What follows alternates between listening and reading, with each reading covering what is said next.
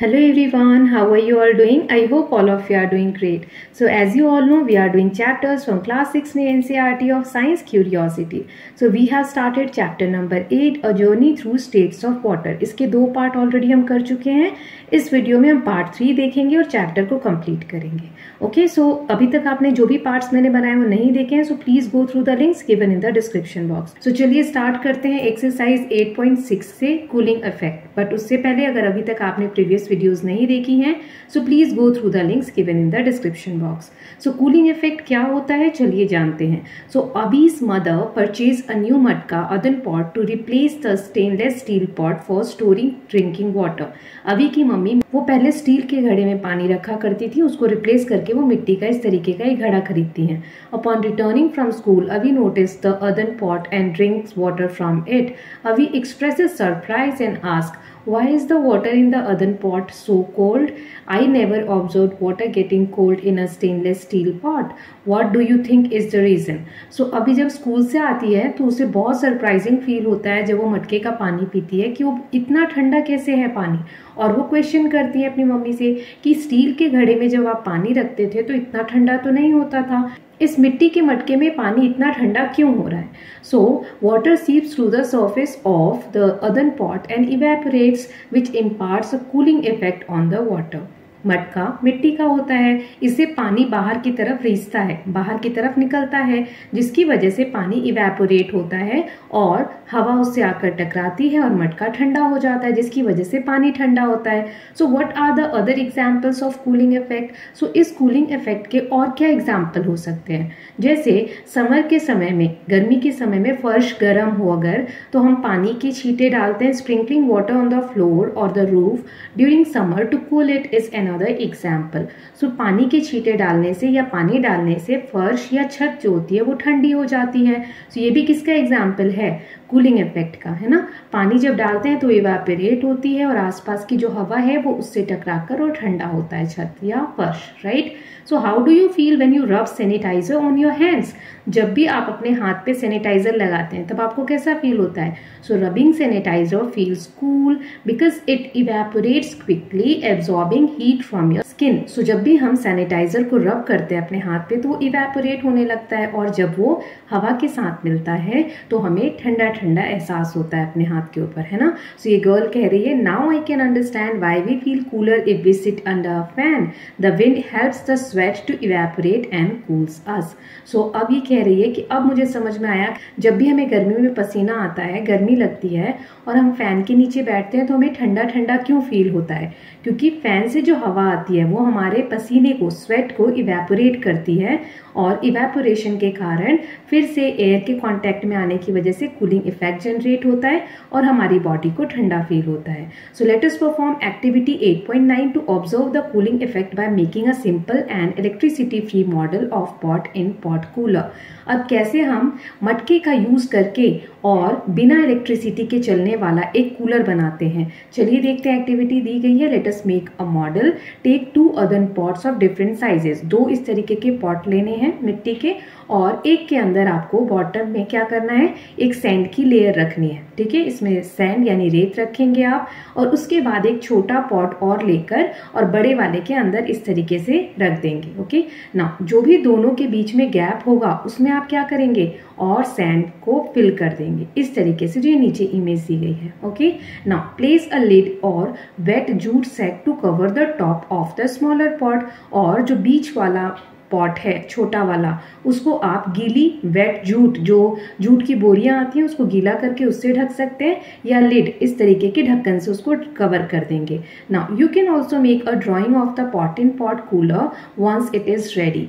जब आप ऐसा बना लेंगे तो उसको आप ड्रॉइंग के थ्रू भी दिखा सकते हैं जैसे यहाँ बना हुआ है ना. नाउ आगे क्या दिया गया है. So allow 4 to 5 hours for the mini pot in pot cooler to cool down. अब 4-5 घंटे के लिए आप उसको ऐसे ही छोड़ दीजिए, लेकिन उस बीच में आपको वो जो रेत वाला एरिया है ना, वहाँ पे पानी डालना है, ठीक है। So the time range can be influenced by many conditions. Observe and discuss how it creates a cooling effect inside the pot. कैसे ये ठंडा करता है अंदर वाले पॉट को। So keep some vegetables and fruit in it and observe for a week on a daily basis to check for the freshness of the vegetables and fruits kept inside the cooler. You will have to add water regularly to keep the sand moist. जो हमने रेत रखी है उसे आपको पानी से गीला करते रहना है थोड़े थोड़े समय पर, ताकि जो अंदर वाला पॉट है उसमें जो भी आप फ्रूट्स या वेजिटेबल्स रखे, जैसा अभी हमने इमेज में देखा, वो ठंडा रहेगा और उसकी वजह से जो भी आप चीज उसके अंदर रखेंगे वो फ्रेश रहेगी बहुत समय तक। तो आप ये ऑब्जर्व करेंगे। Then what are the conditions which can affect the number of these days. कितने दिनों तक कोई चीज़ फ्रेश रह सकती है या क्या कंडीशन है जिसकी वजह से हम ये डेज काउंट करेंगे कि हाँ इतने दिनों तक चीज़ें अच्छी रहीं। So what else can be used in place of sent for better cooling. और ठंडा रखने के लिए सेंट की जगह और हम क्या चीज़ें ले सकते हैं। Okay, now you all may be familiar with this unique clay pot which is called surahi. In summers, surahi is used to keep the water cold. आपने इस तरीके का मिट्टी का बर्तन देखा होगा, इसे सुराही बोलते हैं। तो सुराही का यूज पानी को ठंडा रखने के लिए गर्मी के समय में किया जाता है। Now आगे देखते हैं। So how do clouds give us rain? So अभी हमने समझा कूलिंग इफेक्ट के बारे में, राइट, कि कैसे हवा के कांटेक्ट में आके इवेपोरेशन, जो वाटर वेपर कन्वर्ट हुआ है, भाप बना है, वो हवा के कांटेक्ट में आके कैसे ठंडा इफेक्ट क्रिएट करता है, वो हमने कूलिंग इफेक्ट में पढ़ा। नाउ अब हम देखेंगे कि कंडेंसेशन के थ्रू कैसे क्लाउड्स बनते हैं। सो कंडेंसेशन हमने क्या पढ़ा था, जब भाप ठंडी होकर और फिर से पानी में कन्वर्ट होती है तो उसको हम बोलते हैं condensation. Okay, so condensation plays a significant role in the process of bringing evaporated water back to earth surface. जो भी पानी नदी से, तालाब से इवेपोरेट होकर ऊपर गया है, वो पानी जब बारिश के थ्रू नीचे आता है तो उसमें कंडेंसेशन बहुत इंपॉर्टेंट रोल प्ले करता है। हाउ डज दिस हैपन, ये होता कैसे है। So when air moves higher above the earth surface it becomes cooler and cooler. जब हवा, गर्म हवा जो इवेपोरेट होकर ऊपर जा रही है, वो जब ऊपर जाने लगती है एटमॉस्फेयर में तो धीरे धीरे ठंडी होने लगती है। और at certain heights the air gets so cool that water vapours in it turns into droplet. एक ऊंचाई तक जाने के बाद वहाँ एनवायरनमेंट इतना ठंडा होता है कि हवा जब उस ऊंचाई तक आती है तो वो इतनी ठंडी हो जाती है कि वाटर ड्रॉपलेट्स में चेंज होने लग जाती है, और जो भी डस्ट पार्टिकल्स हमारे एनवायरनमेंट में होते हैं उसके ऊपर ये बूंदे जाके बैठने लगती हैं। So these small droplets float in the air and form clouds. So यही स्मॉल ड्रॉपलेट्स जो होते हैं वाटर के, ये क्लाउड्स फॉर्म करते हैं। Many droplets join together to form bigger drops of water. Some drops get so heavy that they start falling. So इस तरीके से छोटी छोटी पानी की जो बूंदे हैं वो एक के साथ एक मिलती जाती हैं और बारिश के फॉर्म में नीचे गिरती हैं। These falling water drops are what we call rain. इसी को हम रेन कहते हैं। तो आप यहाँ पर देख भी सकते हैं ना, इस तरीके से छोटी छोटी पानी के बूंदे एक डस्ट पार्टिकल पे या किसी भी एक बेस पे ऐसे जमा होती जाती हैं, और जब पानी की बूंद बड़ी हो जाती है तो फिर वो बारिश के फॉर्म में नीचे गिरने लगती है। So under special condition it might also fall as hail और snow. Avi enjoys the rain and creates a poem. You can complete the poem and present it in your class. So बहुत सारी condition में, वैसे तो हम बारिश देखते हैं पानी के फॉर्म में होती है, कभी कभी ओले भी गिरते हैं, छोटे छोटे बर्फ के टुकड़े है ना, सो उनको हम हेल या स्नो कहते हैं। ओके, नाउ यहाँ पर अभी ने बारिश के ऊपर एक पोएम लिखी है, उसे हमें यहाँ पे 2 लाइन्स जो ब्लैंक है उन्हें कंप्लीट करना है। So I wonder, O I wonder so, which path does water choose to go. I wonder, O I wonder so, when does it snow. I wonder, oh I got a wonder call, how does rain fall? So बारिश के बारे में यहाँ पर कुछ questions कर रही है कि पानी कौन सा रास्ता चूज करता है जाने का, फिर बर्फ कैसे बनती है, फिर बारिश कैसे गिरती है। तो यहाँ पर 2 लाइनें मैं ऐड कर रही हूँ, आप चाहें तो अपनी तरफ से और भी कुछ बनाकर लिख सकते हैं। So I wonder, O I wonder still from clouds above और a mountain hill.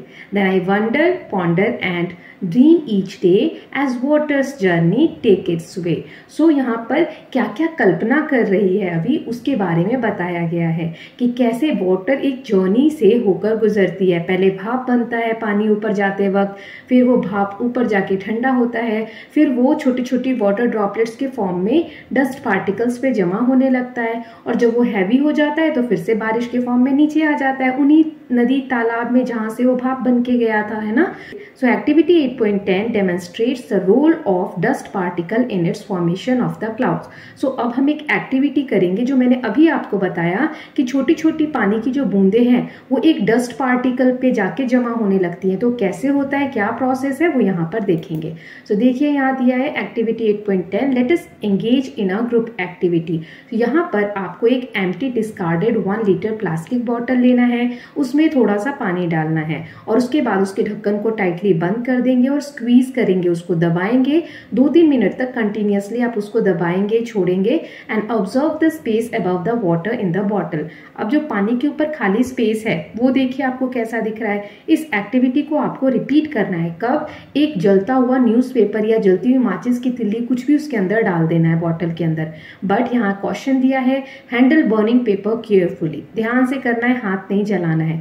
So what will you observe, आप क्या देखेंगे? In this case you will observe some haziness, cloud जैसा है। देखिए यहाँ पर इस इमेज में आपको ऐसा धुंधला धुंधला जो बादल होता है उस तरीके का दिखेगा बॉटल में, है ना। So above the water in the bottle. Now the burnt newspaper provide very small invisible dust particles around which water vapour condenses and forms cloud. जो हमने न्यूज़पेपर अंदर डाला है ना, उसकी जो राख है या जो जले हुए पार्टिकल्स हैं उसने एक बेस प्रोवाइड किया, जिसके ऊपर जो ये वेपर था, भाप बन रहा था, वो जमा होने लग गया और क्लाउड के फॉर्म में आपको वहां पर दिखता है। So let us perform activity 8.11 to represent our understanding of how water changes its state and its movement. So एक एक्टिविटी दी गई है जिसमें हम जानेंगे कि कैसे पानी अपना स्टेट यानी एक फॉर्म से दूसरे फॉर्म में जाता है। So let us understand the process. Label figure 8.9 using arrows shown and the words given in the box to show where water is stored, how water changes its states and where it moves. तो यहाँ पर कुछ words दिए गए हैं, तो कहाँ क्या प्रोसेस आ रहा है वो आप फिल करके बताएंगे। सो हो सकता है, देखो यहाँ 3 क्वेश्चन है। What did I do well, was I able to label all the parts of water cycle, which part of water cycle were unclear to me. कौन सा जो पार्ट है वाटर साइकिल का वो समझ में नहीं आया, या कौन सा आप सही से नहीं भर पाए, या सारे फिल कर दिया आपने इनमें से। सो वो देखते हैं। तो जैसे क्लाउड पहला है तो ये यहाँ है बादल, है ना, ये ओशन है, ये रिवर है, ग्राउंड वाटर जो धरती के नीचे का पानी है, तो वो मैं कहीं पर भी मेंशन कर सकती हूँ, लेकिन यहाँ विजिबल नहीं है तो मैं नहीं लिख रही, है ना। देन इवेपोरेशन कहाँ होगा?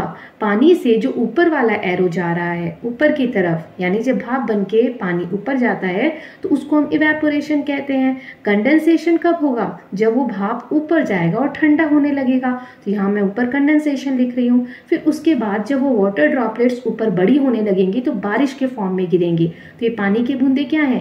रेन है। और जब ऊंचे एल्टीट्यूड पे यही रेन स्नो के फॉर्म में गिरती है ना, बर्फ के फॉर्म में। तो इस तरीके से हम लेबल कर देंगे। देखिए आप यहाँ पर इमेज में आपको दिखा रही हूँ, ये देखो पानी इस तरीके से भाप बन के ऊपर गया और ऊपर जाकर ठंडा होकर और फिर पानी के फॉर्म में नीचे उसी तालाब में आ गया। तो ऐसे एक साइकिल कंप्लीट होता है, इसी को हम वाटर साइकिल कहते हैं। देखिए यहाँ पर फिर से ये जो रेड एरो ऊपर जा रहा है ये दिखा रहा है कि भाप बन के पानी ऊपर गया और ऊपर ठंडा होकर भाप फिर से पानी में बदल के कंडेंसेशन के थ्रू, और ब्लू एरोज आपको दिखा रहे हैं कि बारिश के फॉर्म में नीचे आ गया, है ना। तो आगे देखिए क्या लिखा है। The water from the ocean and the earth surface evaporates into the atmosphere as vapour and return as rain, hail और स्नो। तो वही लाइन यहाँ लिखी है कि अर्थ के सरफेस से पानी जो है इवेपोरेट होकर भाप बनकर एटमॉस्फेयर में यानी वातावरण में ऊपर चला जाता है और फिर से रिटर्न होकर रेन के फॉर्म में, हेल के फॉर्म में, स्नो के फॉर्म में नीचे आता है। So ultimately flowing back to the ocean, और फिर से ओशन में चला जाता है। So this circulation of water, ये जो पानी का चक्र बार बार नीचे से ऊपर हो रहा है, so this circulation of water is known as water cycle. इसी को हम वाटर साइकिल कहते हैं। Only a small portion of water available on the earth is fit for use by plants, animals and humans. Most of the water is in ocean and it cannot be used directly. We use water for drinking and also for many other activities. जब आप globe देखेंगे तो पाएंगे कि जो blue वाला portion है वो ज़्यादा है, मतलब पानी जो है अर्थ पे ज़्यादा मात्रा में है। फिर भी पीने का पानी जो है कि ह्यूमन, प्लांट्स, एनिमल्स जो कंज्यूम कर सकते हैं, जो पी सकते हैं, वो बहुत कम है। क्यों? क्योंकि जो ओशन का पानी है, समुद्र का पानी है, वो खारा होता है, उसमें सॉल्ट बहुत ज़्यादा होता है, वो डायरेक्टली हम पी नहीं सकते। So the number of people using water is increasing with the rise in population. तो इसका मतलब है कि धीरे धीरे पॉपुलेशन यानी जनसंख्या लोगों की इतनी बढ़ती जा रही है कि पानी की नीड बहुत ज़्यादा है। So the increasing demand for water causes it's shortage in many parts of the world.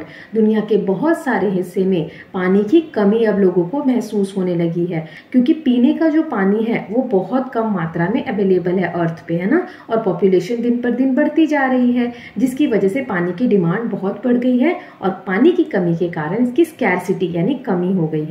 सो इससे क्या कंक्लूजन निकाल सकते हैं? Hence it is very important to use water wisely and avoid wasting it। इसीलिए हमें वाटर को वाइजली यानी बहुत अच्छे तरीके से यूज करना चाहिए, वेस्ट नहीं करना चाहिए। Let us keep our water bodies free from pollution. हमारी नदियाँ जितनी पोल्यूटेड हो रही हैं, तो इन सब का हमें ध्यान रखना चाहिए कि जो भी वाटर बॉडीज हैं, नदी है, तालाब है, उसे हमें गंदा नहीं करना चाहिए। You will learn more about water and its conservation in chapter nature's treasure. जो आपका चैप्टर नंबर 11 है नेचर्स ट्रेजर, उसमें आप इसके बारे में कि हम पानी को कैसे कंजर्व कर सकते हैं, बचा सकते हैं, और डिटेल में पढ़ेंगे। सो इस चैप्टर का भी ऑलरेडी एक पार्ट हो चुका है, तो आप चाहें तो वीडियो देख सकते हैं। ओके, सो इसके साथ हमने चैप्टर पूरा कवर कर लिया है। नाउ कुछ कीवर्ड्स दिए हैं, मैंने 1-2 चैप्टर के कवर कराए थे, बट ये सारे वर्ड्स ऑलरेडी मैं चैप्टर में एक्सप्लेन कर देती हूँ।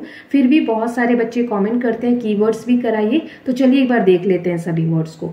सो कंडेंसेशन मतलब जिसमें गैस से लिक्विड बनता है, उस प्रोसेस को हम कंडेंसेशन बोलते हैं। इवेपोरेशन मतलब जिसमें लिक्विड गैस फॉर्म में चेंज होता है। फ्रीजिंग मतलब जिसमें लिक्विड जम के क्या बन जाता है, सॉलिड बन जाता है। गैस यानी एयर जैसा सब्सटेंस जो ना सॉलिड है ना लिक्विड है। ह्यूमिडिटी वाटर वेपर यानी भाप की मात्रा कितनी है हवा में, उसको हम ह्यूमिडिटी बोलते हैं। लिक्विड जो कि ना तो सॉलिड है ना गैस है और इजिली फ्लो हो सकता है, उसको हम एक बर्तन से दूसरे बर्तन में पोर कर सकते हैं। देन मेल्टिंग मतलब पिघलना, इसमें सॉलिड सब्सटेंस जो है वो लिक्विड में बदल जाता है। सॉलिड यानी जो कि हार्ड है, जो लिक्विड नहीं है, गैस नहीं है, जो हार्ड होता है उसे हम सॉलिड बोलते हैं।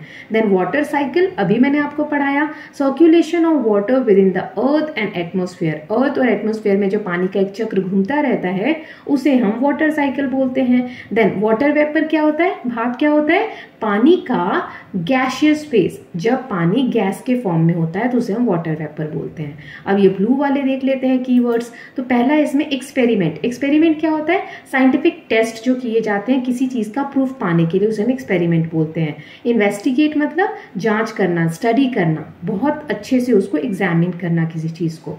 सो ऑब्जर्व मतलब to watch carefully specially with attention to details, उसको ध्यान देके एक एक चीज को देखना। प्रिडिक्ट मतलब अनुमान लगाना, पहले से ही सोच लेना। क्वेश्चन सबको पता है, प्रॉब्लम या डिफिकल्टी जिसका हम आंसर सर्च कर रहे होते हैं। देन रीजन क्या है, कारण, अ कॉज और an explanation of something. Record क्या है, written account of what has happened been done, जो भी आपने किया है या जो भी हुआ है उसको जब हम लिखित फॉर्म में लिखते हैं तो उसको हम रिकॉर्ड कहते हैं। ओके, सो ये सब कुछ कीवर्ड्स थे, आई होप आपको अब क्लियर है। नाउ अब बुक की जो समरी है वो देख लेते हैं। So the process of conversion of water into vapour, इसको हम इवेपोरेशन कहते हैं। वाटर वेपर से लिक्विड में कब बनता है, कंडेंसेशन में। वाटर के 3 स्टेट्स हमने पढ़े, सॉलिड, लिक्विड एंड गैस, मतलब 3 फॉर्म में वाटर पाया जाता है। सॉलिड का क्या एग्जाम्पल था, आइस। लिक्विड में वाटर और गैस के समय हम क्या बोलते हैं, water vapour.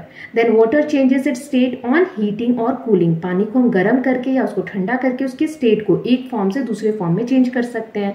Then condensation which make the evaporation faster और slower are exposed area, humidity and air movement. हमने देखा था कि पानी कितनी जल्दी इवेपोरेट होगा यानी भाप बनेगा, ये बहुत सारे फैक्टर्स पे डिपेंड करता है कि कितना एरिया दिख रहा है बाहर की तरफ। हमने देखा था प्लेट में 1 चम्मच पानी रखो और कटोरी में 1 चम्मच, या कैप में हमने रखा था था, तो किसका पानी जल्दी इवेपोरेट होगा?